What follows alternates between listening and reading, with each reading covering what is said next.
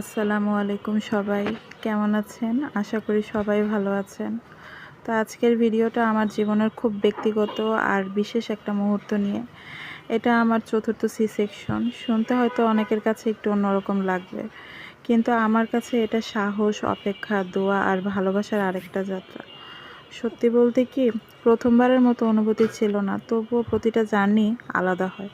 তা হাসপাতালে যাওয়ার আগের রাতে অনেক চিন্তা ছিল, অনেক কিছু মাথায় ঘুরছিল, কিন্তু একটা বিশ্বাসও ছিল যে সব ঠিক হবে ইনশাআল্লাহ। তো প্রতিটা মেয়েই চায় এই সময়টা তার মা, তার সাহস পাশে থাকুক। কিন্তু এটা নিয়ে আমার চতুর্থবার, যে এই সময়টা আমাকে একাই পার করতে হয়েছে মা ছাড়া, যেহেতু আমার মা আমাদের কাছ থেকে অনেক দূরে। কিন্তু আল্লাহর কাছে লাখ লাখ কোটি কোটি শুকরিয়া যে আমার স্বামী সবসময় আমার পাশে ছিল। এটা আমার সৌভাগ্য। তো সকালে ব্যাগ গুছিয়ে সবার দোয়া নিয়ে হাসপাতালের উদ্দেশ্যে বের হলাম। বাইরে যতটা স্বাভাবিক ছিলাম, ভেতরে ততটাই নানা অনুভূতি কাজ করছিল। কারণ আমি জানি সি সেকশন মানে শুধু একটা অপারেশন না, এটা আবার নতুন করে শক্ত হওয়ার গল্প। তো হাসপাতালে পৌঁছে সব প্রসেস শেষ করে অপেক্ষার সময়টা যেন একটু দীর্ঘ লাগছিল।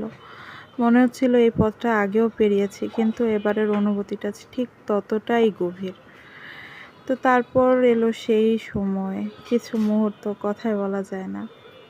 শুধু মনে হয় এত কষ্ট, এত অপেক্ষা, সব কিছুর মাঝেও আল্লাহ মানুষের হৃদয়ে এমন শান্তি দেন যা ভাষায় বোঝানো যায় না। সবচেয়ে বড় কথা কি, যে প্রতিবার মা হওয়ার সাথে সাথে শুধু একটা সন্তান জন্ম নেয় না, একজন মাও নতুন করে জন্ম নেয়। তো হাসপাতাল থেকে যখন বাসায় ফিরছিলাম, ভাবতেছিলাম যে মা হওয়ার জার্নিটা কিন্তু খুব সহজ না, অনেক কঠিন। এই সময়টা যারা পার করছে তারাই বুঝে যে এই সময়টা একটা মেয়ের জীবনে কেমন মুহূর্ত। তো এবারের জার্নি আমাকে একটা জিনিস খুব ভালোভাবে শিখিয়েছে, যে শক্ত মানুষ মানেই যে কাঁদে না, তা না। শক্ত মানুষ হলো সে যে প্রতিবার ভেঙে গিয়েও আবার উঠে দাঁড়িয়েছে। আর আমি আজ সেই যাত্রায় আছি। তো সবাই আমাদের জন্য দোয়া করবেন। তো ভিডিওটা যদি আমার ভালো লেগে থাকে তাহলে পাশে থাকবেন, আর আমার সন্তানদেরকে দোয়ার মধ্যে রাখবেন, সবাই যেন সুস্থ থাকে। তা আজকে এই পর্যন্তই। আল্লাহ হাফেজ।